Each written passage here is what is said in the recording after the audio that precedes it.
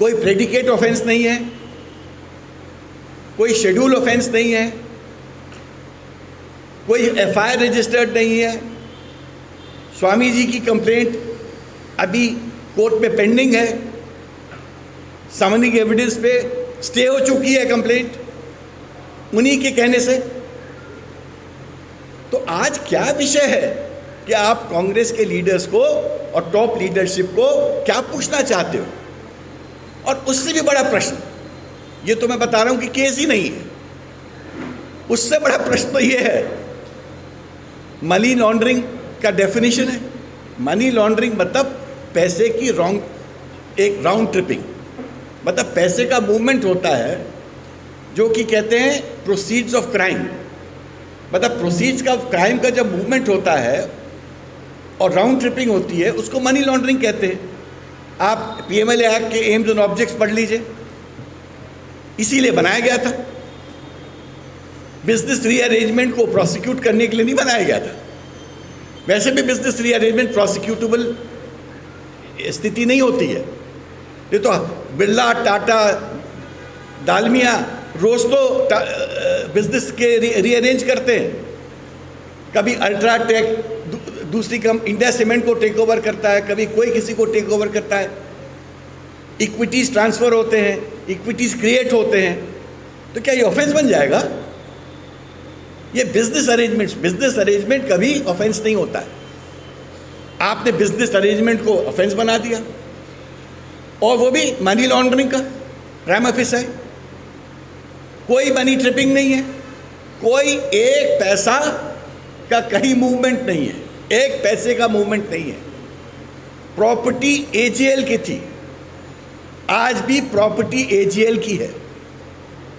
खाली जो कांग्रेस पार्टी ने 90 करोड़ रुपए का डेट एजीएल पे था, जो आउटस्टैंडिंग था, उसको एक प्रकार से उस डेट को समाप्त किया, वेव किया या खत्म किया, और उसके तहत इक्विटी क्रिएट होके यंग इंडिया को इक्विटी दे दी गई। दैट मीन्स इक्विटी के माध्यम से आप मैनेजमेंट में रहते हो।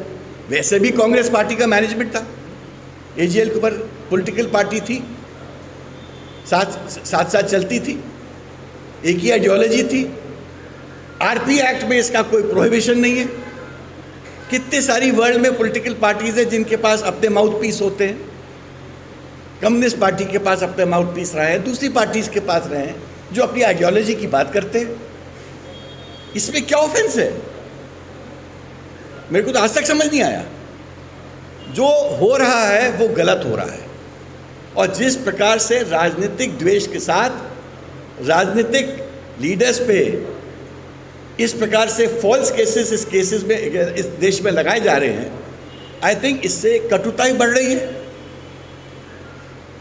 और इस कटुता का प्रजातंत्र में अंत क्या होता है? क्या प्रजातंत्र कटुता से चलता है? क्या प्रजातंत्र को आप इस प्रकार से चलाएंगे कि अपने पूरे राजनीतिक प्रतिद्वंदियों के केस, झूठे केस लगवा देंगे? मैं आपको एक छोटी सी लिस्ट बताता हूँ। चन्नी साहब के ऊपर ईडी का केस रजिस्टर होता है 4 अप्रैल 22 में। डीके शिव कुमार के ऊपर होता है 18 में। फारूक अब्दुल्ला के ऊपर होता है 31 मई 22 में। नवाब मलिक पे होता है 2022 में। महबूबा मुफ्ती पे होता है, सत्येंद्र जैन पे होता है, कार्ति चिदम्बरम पे होता है, टीटीवी दिनकरन पे होता है, अभिषेक बैनर्जी पे होता है, अनिल परब पे होता है, अनिल देशमुख पे होता है। और ये तो कुछ ही नाम बता रहा हूँ। तो क्या पूरी विपक्ष पे ही केस ईडी बनाएगी? क्या कोई आज तक बीजेपी का व्यक्ति नहीं है जिसका केस बनना चाहिए पूरे देश में? ये किस प्रकार की व्यवस्था है? देखिए, पक्षपात तो कुछ हद तक हर प्रशासन में होगा, मगर इतना खुला पक्षपात तो मैंने जिंदगी में कभी नहीं देखा, क्योंकि पक्षपात की भी सीमा होती है। और दूसरा, हम क्या देश को विभाजित करना चाहते हैं? देखिए, जिस देश को हम विभाजित करेंगे वो देश को हम पराजित करेंगे। विभाजित देश पराजित होता है। हम क्या चाहते हैं कि हमारा देश पराजित हो जाए, हमारा प्रजातंत्र पराजित हो जाए? हमारे देश में कटुता फैले,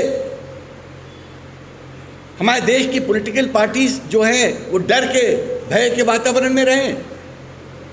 कांग्रेस पार्टी इसका विरोध करती है।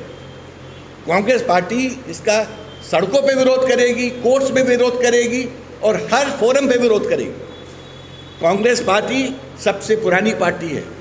कांग्रेस पार्टी अपने आप को एक रिस्पॉन्सिबल नेशनल पार्टी के तौर से देखती है। मैक्सिमम जो गवर्नेंस रहा इंडिया में कांग्रेस पार्टी का रहा। कभी आपने देखा कि इस प्रकार की लिस्ट विपक्ष के अगेंस्ट कांग्रेस पार्टी के कार्यकाल में बनी होगी? आपने देखा प्रेस और मीडिया के ऊपर कितने बंदिशें हैं? आपने देखा कि आज इलेक्शन कमीशन की क्या हालत है? आपने देखा सीवीसी की क्या हालत है? आज जुडिशरी के बारे में लोग क्या कहते हैं? किस तरह से जुडिशरी को प्रेशराइज करके रखा जाता है? जजेस के नाम क्लियर नहीं किए जाते हैं, कॉलेजियम की रिकमेंडेशंस रोक दी जाती है, झूठी आईबी रिपोर्ट्स बना के लोगों के नाम रिजेक्ट कराए जाते हैं। हम लोग हमको सब पता है। क्या इस प्रजातंत्र के लिए हमने ब्रिटिशर्स से लड़ाई लड़ी थी? ये कैसा प्रजातंत्र की हम बात कर रहे हैं? अब पानी सर से ऊपर उठ चुका है। अब विरोध का बिगुल बच चुका है, शंखनाद हो गया है। अब हम इन बातों को सहन करने को तैयार नहीं है। आप अगर सोचते हो कि आप बड़े बड़े ऑपोजिशन लीडर्स की बेइज्जती करके आप देश चलाओगे, तो देश कैसे चलाओगे? कैसे चलेगा? दूसरों का भी तो सम्मान आपको करना पड़ेगा। प्रजातांत्रिक प्रणाली में सबका सम्मान रहता है। जितना रूलिंग पार्टी का सम्मान होता है उतना विपक्ष का भी सम्मान रहता है। वाजपेयी जी को कितने सम्मान के साथ देखती थी कांग्रेस। नरसिम्हा राव जी ने वाजपेयी जी को यूएनओ भेजा था। राजीव जी ने वाजपेयी जी का इलाज करवाया था। ये इसको सम्मान कहते हैं। विपक्ष को ईडी के यहाँ बुला के नोटिस भेज के, ये तो एक प्रकार से गवर्नमेंट का पुलिस स्टेशन है ईडी। जिसको चाहे बुला लो, जिसको चाहे छोड़ दो, जिसको चाहे बंद कर दो। आप बीजेपी ज्वाइन कर लो तो ईडी का केस खत्म हो जाता है, आप बीजेपी छोड़ दो तो ईडी का केस स्टार्ट हो जाता है। क्या ये व्यवस्था रहेगी? क्या मनमानी व्यवस्था चलती है क्या? हमारे कानून का कोई मतलब नहीं है। तो आज एक बहुत दुखी मन से हम लोग आए हैं और आज हम प्रजातंत्र की बात कर रहे हैं।